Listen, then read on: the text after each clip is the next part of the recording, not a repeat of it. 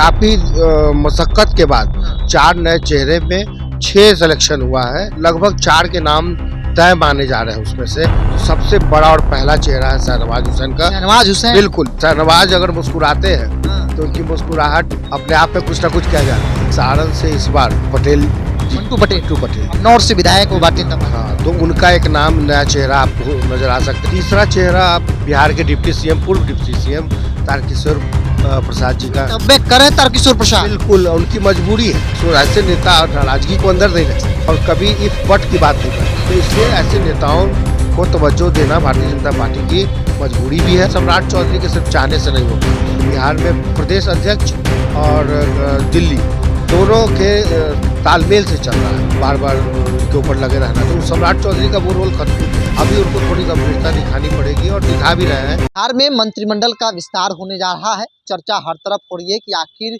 किन किन विधायकों को इस बार जो है वो मौका मिलने जा रही है, क्योंकि चर्चा है कि जदयू कई मंत्रियों को ड्रॉप कर सकती है और कई नए चेहरे को मौका दे सकती है। दूसरी तरफ भारतीय जनता पार्टी से 4 नए चेहरे को जो है वो मौका मिल सकता है। हो सकता है कि एक आध ऐसे चेहरे होंगे जिन्हें पिछली बार मंत्री बनाया गया हो और इस बार फिर से रिपीट किया जा रहा हो। मेरे साथ जर्नलिस्ट गौतम कुमार हैं और खास तौर पे आपसे इसलिए भी बात कर रहा हूं क्योंकि आप लगातार पार्टी दफ्तर में रहते हैं और नेताओं के बीच एक बड़ा माध्यम भी है। आपको क्या लगता है, क्या जानकारी है अब तक भाई किन किन विधायकों को मौका मिल रहा है भारतीय जनता पार्टी में? देखिए, सबसे बड़ी बात यह है कि 2025 में चुनावी साल है, तो ये एक तरीके से इलेक्शन ईयर है और ये अंतिम बार कैबिनेट का एक फाइनल एक बड़ा आकार दिया जाएगा और संभव है कि 4 जो चेहरे भारतीय जनता पार्टी के कोटे से होंगे, जहाँ पे मैं बैठा भी हुआ था, अंदर खाने से सूत्रों से जो चर्चा हो रही थी, काफी मशक्कत के बाद 4 नए चेहरे में 6 सिलेक्शन हुआ है और वो सिलेक्शन फाइनली दिल्ली पहुंच चुका है और लगभग 4 के नाम तय माने जा रहे हैं उसमें से और 2 को भी तैयार रहने के लिए कहा गया है। मतलब कोई ये ना समझे कि उसकी स्थिति डामाडोल है। अब रही बात कौन-कौन से ऐसे चेहरे हैं, तो सबसे बड़ा और पहला चेहरा है शहनवाज हुसैन का। शहनवाज हुसैन बिल्कुल, पहला नाम है शहनवाज हुसैन का और आपने देखा कि 2 दिन पहले वो एक नई तरीके से सूट में आपको नज़र भी आए होंगे नए साल में और शायद एक नई ज़िम्मेवारी, एक नई पारी, हालाँकि वो पारी पुरानी ही है, पिच वही रहेगी जिसके लिए वो उनको लाया गया था, मकसद वही है।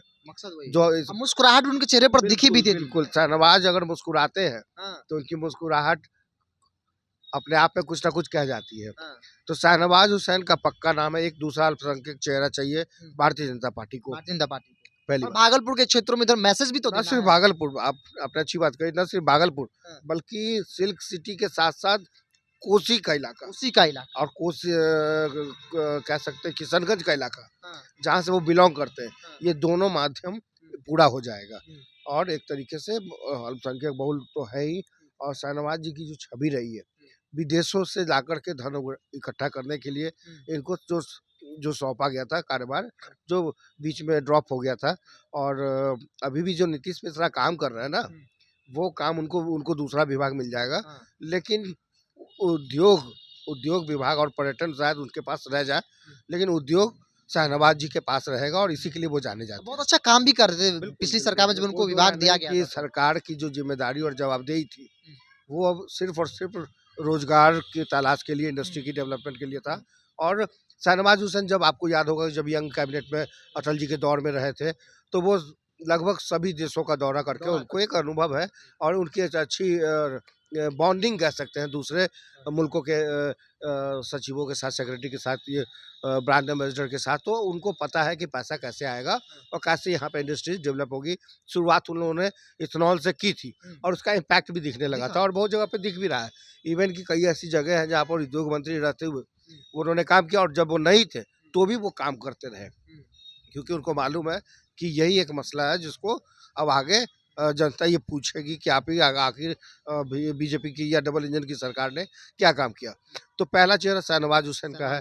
अब आप आइए कि अपने यहाँ जैसे भारतीय जनता पार्टी इस बार जो कमिश्नरी वाइज काम कर रही है, कमिश्नरी वाइज उसको रिप्रेजेंटेशन चाहिए, एकदम चाहिए। उनको मालूम है कि कहाँ गलती होगी और कमिश्नरी लेवल पे उनका छूट जाएगा।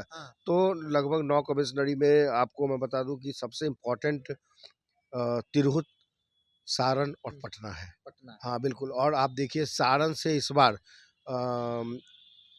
पटेल जी, मंटू पटेल। मंटू पटेल। हम नॉर्थ से विधायक वो भारतीय बिल्कुल, जनता पार्टी हाँ, के। तो उनका एक नाम, नया चेहरा आपको नज़र आ सकते हैं, लेकिन जातिगत समीकरण और कमिश्नरी वाइज़ हाँ। ये एकदम फिट बैठते हैं। और शायद इसमें योगदान सांसद का भी रहा हो, क्योंकि उनके इस जीत में उनका बहुत बड़ा योगदान रहा है।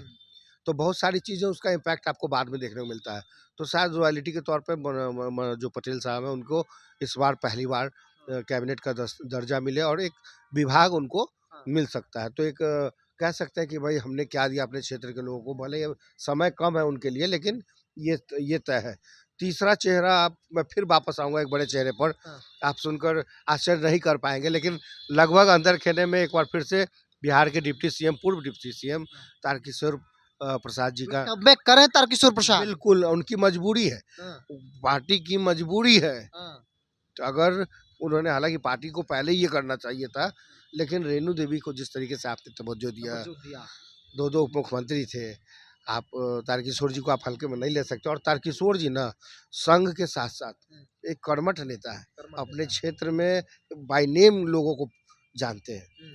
ऐसे बहुत कम नेता होते हैं, जैसे अश्विनी चौबे, उनको उनके चाचा, उन 2-2 पीढ़ियों तक उनको याद रहता है कि ये, हाँ, फलना है चलना है। हाँ, हाँ, ये उनका फलना है। भाई ने हाँ, याद वो रखते हैं। की होलो तोर बाबूजी के हालचाल की छौ। हाँ। तो ये जो उनका अंदाज है ना, तो वही अंदाज इनमें है। हाँ। तो आप इनके क्षेत्र में जाएंगे ना, तो तारकिशोर जी मतलब बच्चों, बुजुर्गों, बड़े, मतलब जनरेशन वाइज लोगों को याद रखते हैं।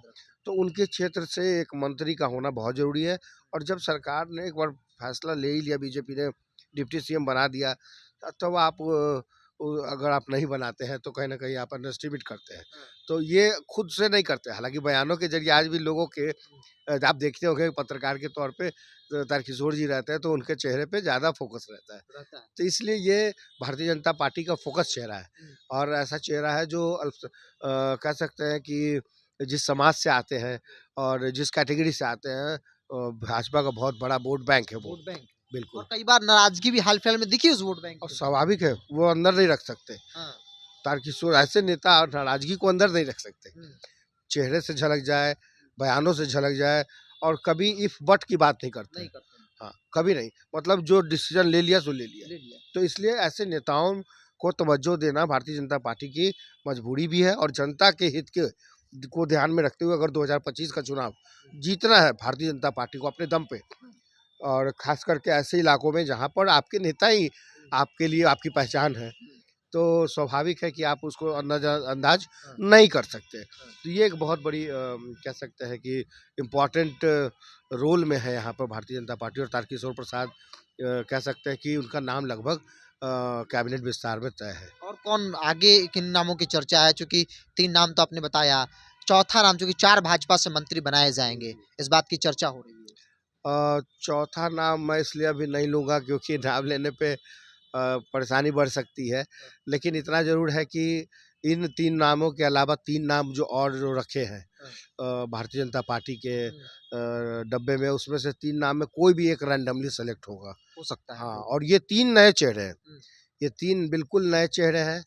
और कह सकते हैं कि ये पहली बार विधानसभा पहुँचे हैं, ऐसा भी चेहरा हो सकता है। मतलब वैसे विधायक जो पहली बार जीते हैं, यंग है, या हो यूथ है, सकता है कि जो दूसरी जगह से आए हैं उनको ही मौका मिल सकता बिल्कुल, है। बिल्कुल। मैं इसलिए मैं कह रहा हूँ कि मैं उनका नाम लेके या ये नहीं कर सकता, लेकिन हो सकता है कि वो दूसरी पार्टी से आए हों और उनको खुश करने के लिए, उनकी रज़ामंदी के लिए, उनके ताकि वो फिर भागे ना, या फिर कुछ ऐसा ना हो।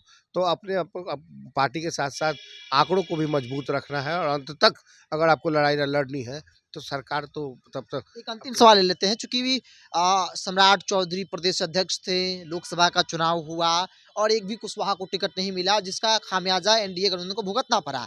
आपको नहीं लगता है कि सम्राट चौधरी की इस बार कोशिश होगी कि भाई कुशवाहा का जो प्रतिनिधित्व है वो कैबिनेट में दिखनी चाहिए, और सम्राट चौधरी की प्रयास हुई कि जो कुशवाहा विधायक है उनको मंत्री बना दिया जाए, ताकि एक मैसेज दिया जाए बिरादरी में कि भाई हम हैं, हम अगर पावर में हैं, सत्ता में हैं, मेरी चलती है, तो हम जितना हो पाता है कर पाएंगे। बिल्कुल, ऐसा भी हो सकता है, और ऐसा होने में कोई परहेज़ भी नहीं होनी चाहिए, क्योंकि वो आज भी देखिए, सच में अगर कुशवाहा जाति या आप भागलपुर के गंगौता की जाति ले ली, ये सब जातियाँ लगभग एक है और इनका एक बड़ा आकार है वोटिंग में।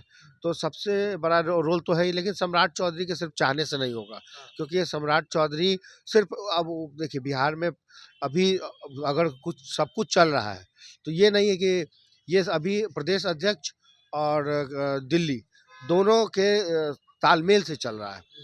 अभी वो स्टार्टिंग वाला दौर नहीं है कि अचानक सरकार गिर गई और फिर आपने किसी को डिप्यूट कर दिया कि आप इनको बार बार इनके ऊपर लगे रहना, तो उस सम्राट चौधरी का वो रोल खत्म हो गया है। अभी उनको थोड़ी गंभीरता दिखानी पड़ेगी और दिखा भी रहे हैं।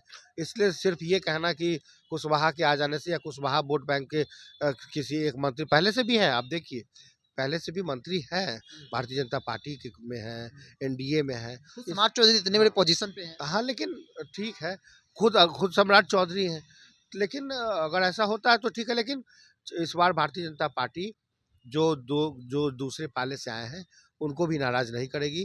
तो एक नाम कोई और है, 3 मैंने आपको बता दिया और मेरे ख्याल से अगर सब कुछ ठीक ठाक रहा तो लगभग 99.9% आप इन 3 नाम को आप जल्द ही राजभवन के अंदर एक, चलिए 3 नाम पर लॉक जो है वो लग चुका है और इसलिए भी चौथा नाम नहीं बता रहे हैं, क्योंकि थोड़ा कंफ्यूजन है और कंफ्यूजन वाली बात करने की आदत हमारी नहीं है और इसलिए भी हम आपको वो नाम नहीं बता सकते हैं। तो जिन नामों की चर्चा है उनसे 3 नाम ऐसे हैं जो लगभग क्लियर हो चुके हैं कि ये 3 भाजपा से मंत्री जो है वो बनाए जा रहे हैं। इस पूरी रिपोर्ट पिता ही बहुत बहुत धन्यवाद।